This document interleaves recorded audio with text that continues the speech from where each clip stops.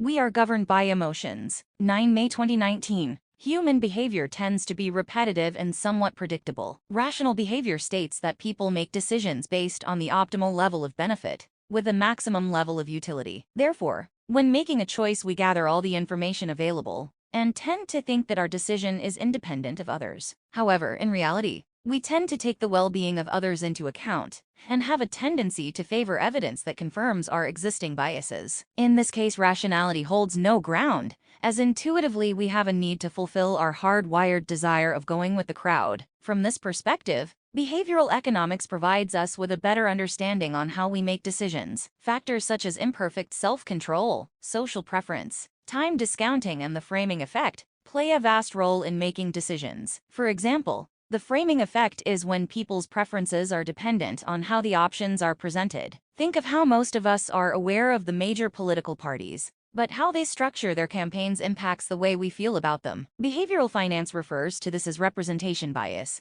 where people's perception and interpretation of information can be influenced by the way it is presented, leading to systematic biases in decision-making. Human behavior is motivated by fairness, justice, and revenge. Hence, we are prone to be impressionable, short-sighted, and optimistic of the future. Above all, loss aversion theory suggests that we strongly want to avoid losing. That is, we fear losing what we have more than we desire gains. This means voters value what they have over the prospect of larger gains, and politicians are well aware of this. Politics has mastered human irrationality than most domains. Moreover, the best politicians are not necessarily the deepest intellects, but those with the intuition to accept human thought and behavior as it is, and the skill to shape it to their ends. In fact, this claim is guidance from Benjamin Franklin in the book Poor Richard's Almanac, which states that, if you would persuade, appeal to interest and not to reason, to influence behavior of voters, it is imperative to have an engaging and well-expressed narrative. Driving a narrative requires driving human interest in a uniquely memorable and influential manner that move people's emotions in ways that facts do not. For instance, in the book Long Walk to Freedom, Nelson Mandela wrote, "Some in the African National Congress, ANC, wanted to make the campaign simply a liberation election and tell the people, vote for us because we set you free. We decided instead to offer them a vision of the South Africa we hope to create. We wanted people to vote for the ANC, not simply because we had fought apartheid for 80 years, but because we were best qualified to bring about the kind of South Africa they hope to live in. I felt that our campaign should be about the future, not the past," leading to the first democratic election in 1994. A future of inclusivity was a compelling narrative that was contagious enough to drive behavior. Hence, the manifesto and slogan became "A Better Life for All." This is similar to the Make America Great Again slogan by the 2016 presidential campaign of Donald Trump. The nostalgia of patriotism that built the country drove behavior. Therefore, assessing the audience as it is and driving a narrative around that impacts the outcome. Since people tend to favor evidence that confirms their existing biases,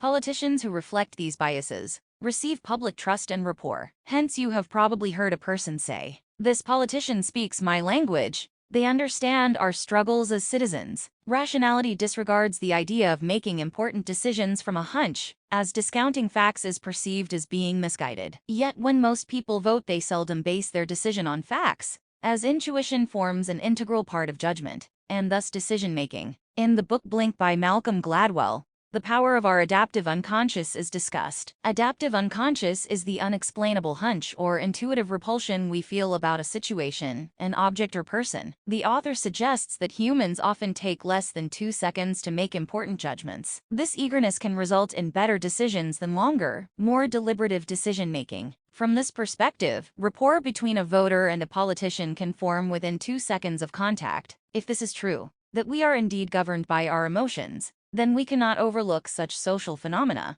since political outcomes are inseparable from the economy, as they shape the trajectory of a nation, from its stability to its prosperity. Evidence of this is the extensive affirmative action in the 1994 African National Congress's ANC manifesto that became a reality, as well as the rigorous tax cut in the 2016 Republicans' manifesto. Besides party policies, politics further foster lobbying, thus highlights the seriousness of intuition. Therefore, even though there has been a growing appreciating of the intuition, there is also a greater need to verify facts, so that we are not misled by cognitive biases. Failure to recognize competence in others will skew our judgments as a collective. In fact, Malcolm Gladwell further describes a massive failure of intuition when Americans elected President Warren Harding, whose only qualification for the position was that he perfectly looked the part. The author asserts that when we are attracted to someone, we easily make the mistake that they may have other talents. We mistake charisma for capabilities and assume that if they are likable, they are capable. Error in judgment is hardwired in humans and can be a result of bounded rationality. In conclusion,